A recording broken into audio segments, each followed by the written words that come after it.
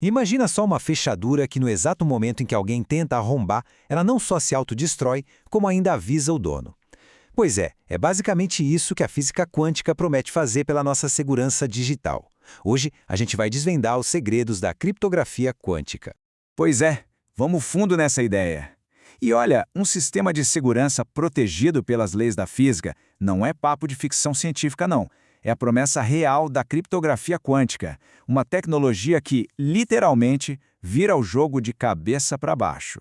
Ok, mas para a gente entender por que essa tecnologia é tão revolucionária, a gente precisa primeiro dar um passo atrás e olhar para o problema central da criptografia que a gente usa hoje em dia. No mundo da segurança digital, a gente sempre fala de três figuras. A Alice, que quer mandar uma mensagem secreta para o Bob. Para isso, eles precisam de uma chave, um código que só os dois conhecem. O problema é a Eve, a nossa espiã, que está sempre de olho tentando pegar essa chave no meio do caminho. E é aí que mora o perigo. Se a Ivcon conseguiria interceptar a chave, ela faz uma cópia perfeita. E o pior, ninguém fica sabendo. Alice e Bob continuam a conversa na maior inocência, achando que está tudo seguro. A segurança clássica se baseia na ideia de que é matematicamente difícil quebrar o código, mas ela não impede de jeito nenhum que a chave seja copiada. Mas e se a própria chave fosse, digamos, incopiável? E se ela simplesmente se recusasse a ser duplicada? É exatamente aqui que a física quântica entra e ela traz um mensageiro, olha, muito especial para essa missão. Apresento a vocês o fóton, a menor unidade de luz que existe. Na criptografia quântica, em vez de mandar pulsos elétricos por um fio, a Alice agora vai mandar fótons, um por um, e cada um deles vai levar um pedacinho da chave secreta. E como a informação vai nesse fóton? Por uma propriedade chamada polarização, que é basicamente a direção em que ele vibra. Pensa num código super simples. Se ele vibra na vertical, pode ser o bit 0. Se vibra na horizontal, o bit 1. E a gente ainda pode usar uma outra régua para medir, a base diagonal, para codificar a mesma coisa. Agora, atenção, porque é aqui que a mágica acontece. Tem uma lei no mundo quântico que muda tudo. Basicamente, o simples ato de observar alguma coisa altera essa coisa. Não dá para só dar uma espiadinha num fóton e ver a polarização dele sem, no processo, bagunçar tudo. Você mexe com ele e deixa um rastro.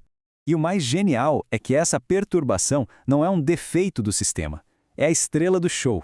É a base do que a gente chama de armadilha quântica, feita sob medida para pegar qualquer espião. Então, vamos lá. O processo começa. A Alice manda o primeiro fóton. Para esse aqui, ela decidiu que ele vai representar um 0. E para isso, ela o polariza na vertical.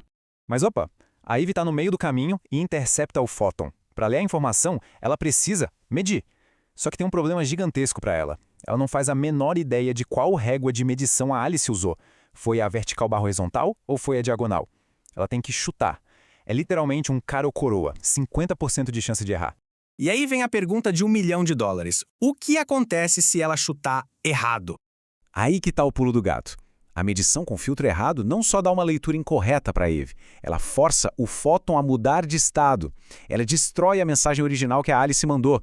A polarização original já era. Quando a Eve tenta reenviar o fóton para o Bob para disfarçar, já é tarde demais. Ela envia um fóton mutilado, deixando um rastro quântico impossível de apagar. Beleza, agora que a gente tem essa armadilha perfeita, como é que a Alice e o Bob usam isso para, de fato, construir uma chave 100% segura? Vamos ver o passo a passo. O protocolo é bem engenhoso. Primeiro, a Alice manda uma sequência longa de fótons e para cada um, ela escolhe aleatoriamente uma base de polarização. Do outro lado, o Bob recebe e mede cada fóton, também escolhendo a base dele de forma aleatória. Aí vem a parte legal. Eles se falam por um canal aberto e comparam só qual base usaram para cada fóton, não o resultado. Nos casos em que eles, por sorte, usaram a mesma base, eles guardam aquele bit.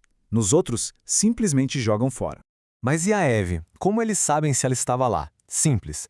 Antes de usar a chave, eles pegam um pedacinho dela e comparam abertamente. Se a Eve tentou espionar, as medições dela, que a gente viu que bagunçam os fótons, com certeza criaram erros na sequência de bits que o Bob anotou. Se a amostra da Alice não bater perfeitamente com a do Bob, pronto, alarme, a linha não é segura.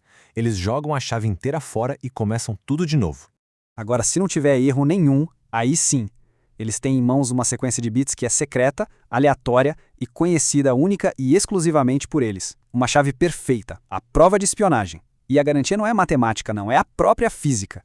O que a gente acabou de ver, então, é uma mudança total de paradigma, é uma nova forma completamente diferente de pensar a segurança da informação.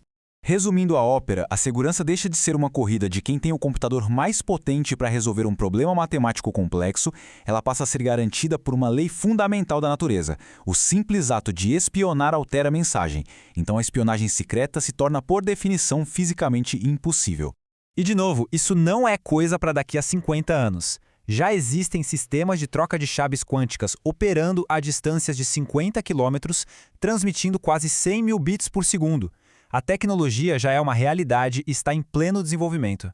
Isso tudo nos leva a uma reflexão final, né? A mesma física quântica que promete computadores poderosíssimos, capazes de quebrar toda a segurança que a gente usa hoje, é a mesmíssima física que nos dá a ferramenta para criar uma defesa absolutamente inviolável. A corrida entre a espada quântica e o escudo quântico, bom, ela já começou.